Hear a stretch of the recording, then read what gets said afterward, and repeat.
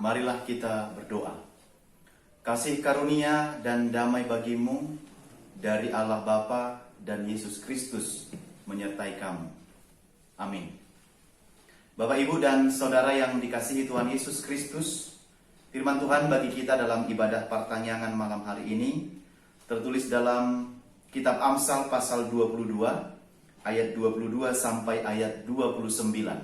Demikian.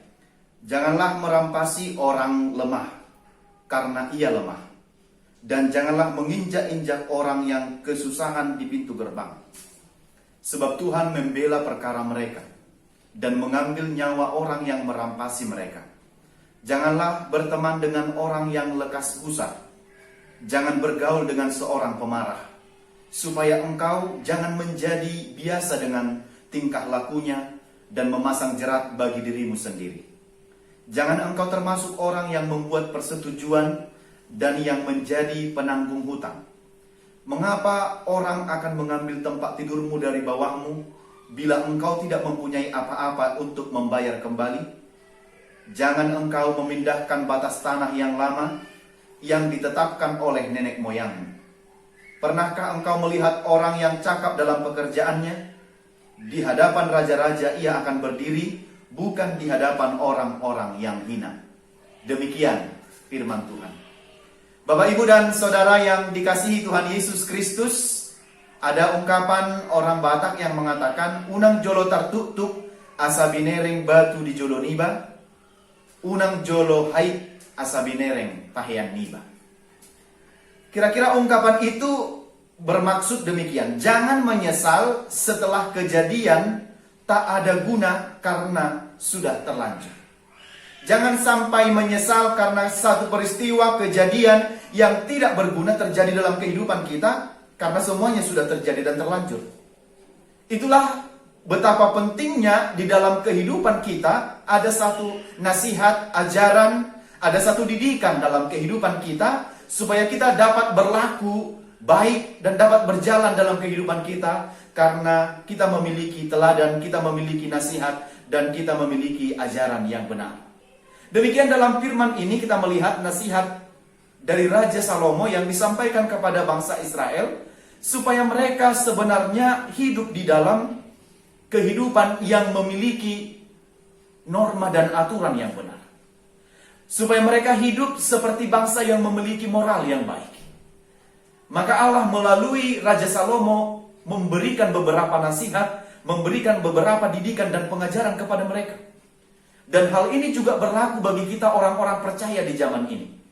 Karena itu melalui firman ini ada 3 hal yang dinasihatkan kepada kita. Yang pertama adalah, marilah kita menjadi orang yang peduli kepada orang yang lain. Kita harus mengasihi orang yang lemah, karena orang yang lemah itu harus ditolong. Sesuai dengan ayat yang ke-22 tadi, janganlah merampasi orang lemah karena ia lemah. Dan janganlah menginjak-injak orang yang berkesusahan di pintu gerbang. Hal ini sangat jelas mengingatkan dan diingatkan kepada kita, kalau ada orang yang lemah, seharusnya orang yang lemah itu adalah untuk ditolong, bukan malah untuk dirampas atau diinjak-injak, atau haknya diambil, sama sekali tidak dipedulikan.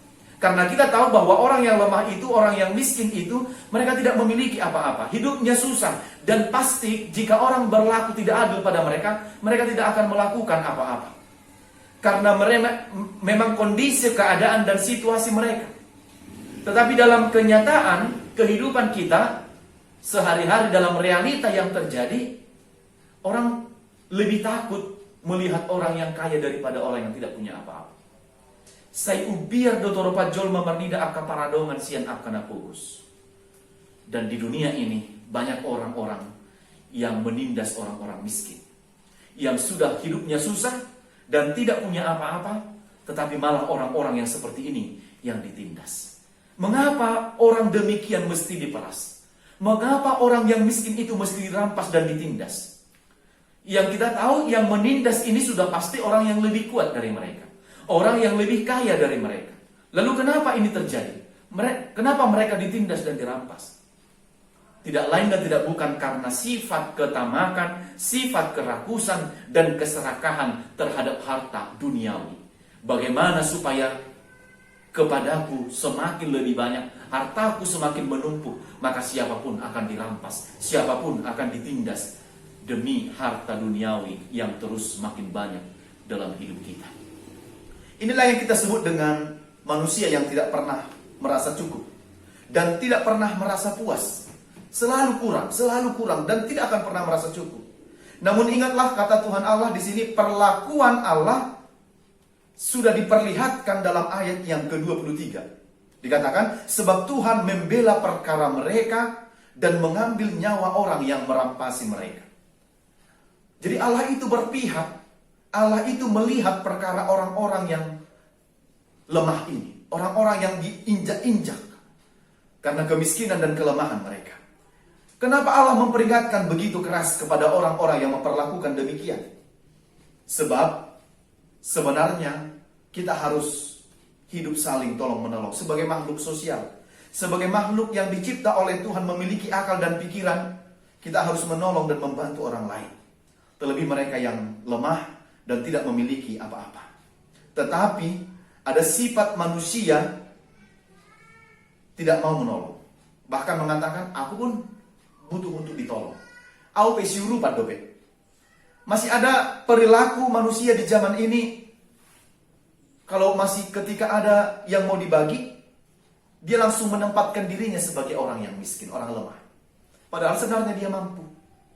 Nah, ini perilaku yang kurang baik saya pikir.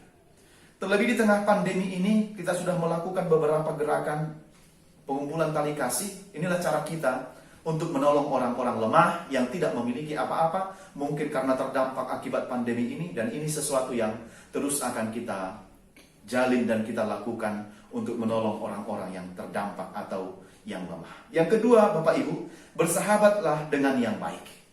Bersahabatlah dengan yang baik. Janganlah bersahabat dengan orang yang suka gusar. Dalam bahasa Batak disebut parmuruk.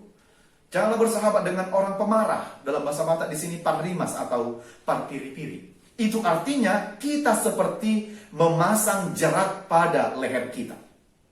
Pemarah itu, parmuruk, orang yang gampang gusar itu, parrimas, parpiri-piri itu adalah tipe orang yang gampang tersinggung. Tipe orang yang cepat membalas amarah. Tidak terkendali emosinya dan tidak peduli kepada orang lain.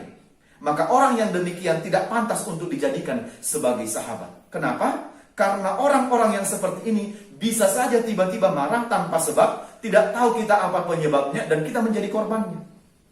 Jika demikian, jika kita bersahabat dengan orang-orang yang seperti ini, lama-kelamaan penyakit dia yang begitu akan tertular pada kita.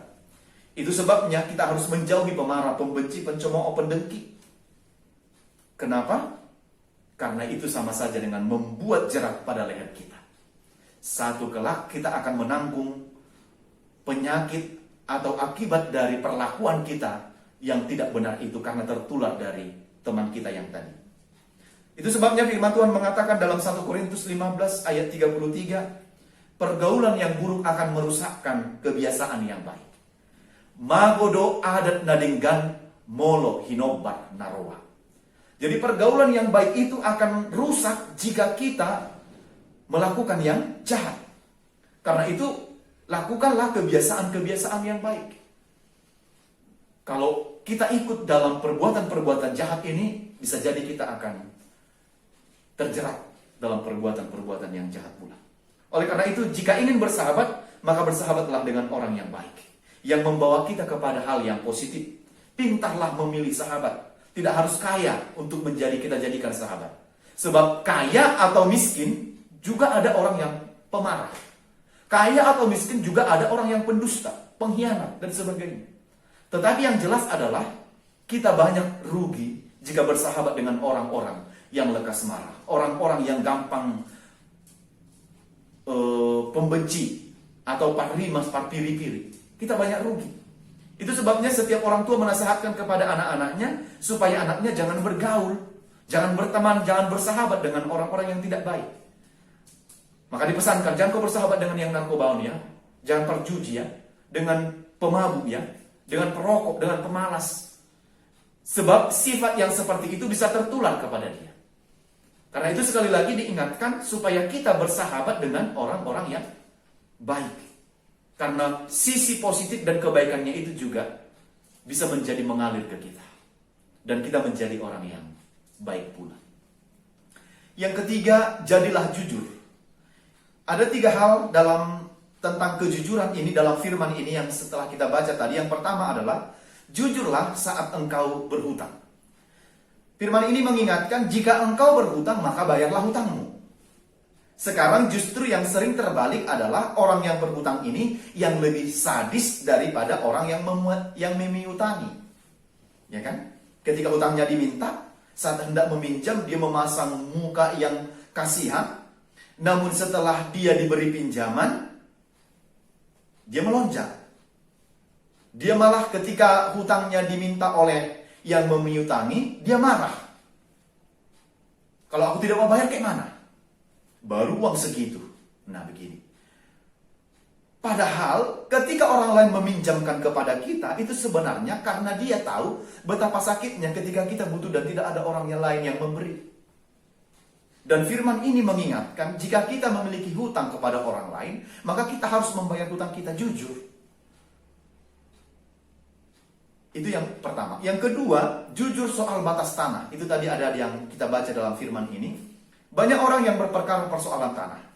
Bahkan orang yang bersaudara pun, yang sedarah pun, kadang bertengkar karena persoalan tanah. Orang Batak punya istilah, siat mangiding naik mamulak. Begitu. Artinya, senada dengan dikasih hati minta jantung.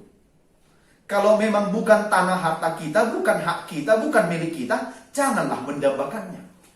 Tetapi tanah warisan dari orang tua yang sudah dibuat batasnya, batas tanah dan patoknya, harusnya tidak digeser. Ya, tidak ada orang yang harus menggeser batas patok tanah yang sudah ditentukan. Menggeser batas atau patok tanah itu sama dengan mencuri tanah orang lain. Ya, jangan berpikir karena tanah 1 meter dan 2 meter kita bisa otomatis langsung kaya. Tapi Bapak Ibu, kalau sudah dipatok, diberi batas, janganlah bermaksud untuk menggesernya. Tunjukkanlah kalau kita bukan orang-orang yang rakus akan harta duniawi. Tapi kita mensyukuri segala berkat yang kita terima dalam setiap perjalanan kehidupan kita. Jangan bermaksud untuk mengambil hak milik orang lain. Sebab kita tidak tahu bagaimana susah payahnya dia untuk memperoleh hartanya itu supaya dia memilikinya. Dan jangan berpikir untuk mengambil hak milik orang lain. Karena kita harus mencukupkan diri kita dengan apa yang kita punya. Janganlah berpikir untuk kaya, tetapi dengan cara dan dengan jalan yang tidak benar.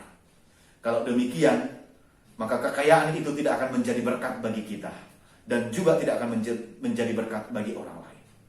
Kita harus ingat dalam setiap perjalanan kehidupan kita ini, kita ada di dunia ini harus tetap kita ingat. Tidak ada yang kita bawa datang ke dunia ini dan sekembalinya kita dari dunia ini pun kita tidak akan membawa apa-apa.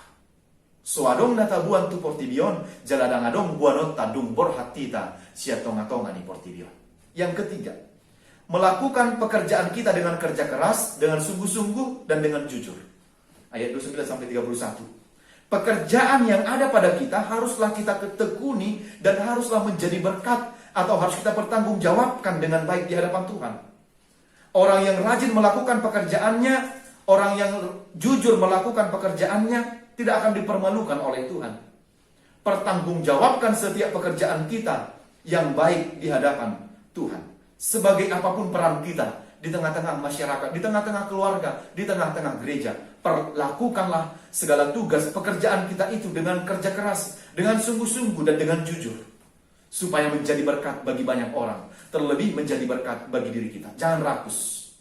Kalau kita menerima sekian dari apa yang kita terima atas jerih payah kita, maka kita harus mensyukuri itu dan memakainya dengan baik. Sebagai apapun peran kita di tengah-tengah masyarakat, di tengah-tengah keluarga kita. Saya mau ingatkan, janganlah memberi makan keluarga kita, memberi makan keluarga Anda dengan hal-hal dari hasil yang tidak baik. Jangan memberi makan keluarga kita dengan hasil judi, hasil curian, hasil copet, atau hasil apapun itu dari hal yang tidak benar. Tapi firman ini mengajak kita, bagaimana kita supaya bekerja dengan baik, dengan jujur, dengan sungguh-sungguh. Dan akhirnya kita memperoleh berkat dari apa yang kita kerjakan itu.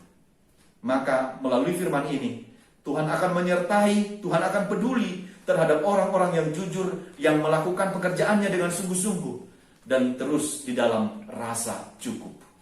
Memang sampai kapanpun dunia ini ada, manusia yang rakus tamak itu akan selalu ada. Yang tidak akan pernah merasa cukup seperti lintah, walaupun darah yang dia ambil itu, yang dia makan itu sudah berkeluaran, tetapi dia masih tetap memakan, meminum darah itu. Jadi orang-orang yang percaya harusnya tidak demikian. Cukupkanlah diri kita dengan apa yang ada pada kita, sembari terus melakukan pekerjaan-pekerjaan yang terbaik di hadapan Tuhan. Itulah pertanda bahwa kita hidup di dalam perintah nasihat Tuhan dalam setiap perjalanan kehidupan kita. Kiranya Tuhan memberkati kita melakukan setiap pekerjaan yang baik, agar kiranya menjadi berkat bagi kita dan bagi orang lain. Amin. Kita berdoa. Bapa di surga, kami bersyukur dan berterima kasih atas firman-Mu yang sudah kami dengarkan pada malam hari ini. Terima kasih Engkau mengajarkan kami agar kiranya kami hidup di dalam nasihat yang Engkau ajarkan bagi kami. Sebab dalam perjalanan kehidupan kami menemukan banyak hal-hal yang tidak sesuai dengan firman. Biarlah firman-Mu yang menjadi pedoman, nasihat, didikan, dan pengajaran yang benar bagi kami untuk menjalani setiap kehidupan kami, supaya hidup kami tetap berjalan pada jalan yang Kau kehendaki. Terima kasih atas firman-Mu yang sangat menguatkan dan meneguhkan hati kami. Ajarlah kami untuk tetap tekun untuk mempelajari serta melakukannya. Berkatilah seluruh jemaat Tuhan yang beribadah pada malam hari ini dalam rumah mereka masing-masing. Lindungi, sertai, dan kuatkanlah mereka untuk tetap setia beribadah, memuji dan memuliakan nama Tuhan. Berkati bangsa kami, berkati para pemimpin-pemimpin bangsa kami, agar mereka tetap berpengharapan kepada Tuhan di tengah-tengah kondisi akibat pandemi yang hingga saat ini belum berakhir dan berujung di tengah-tengah bangsa dan dunia ini. Biarlah tangan kasih setia Tuhan senantiasa bersama dan melindungi kami. Di dalam nama Yesus Kristus kami berdoa. Amin.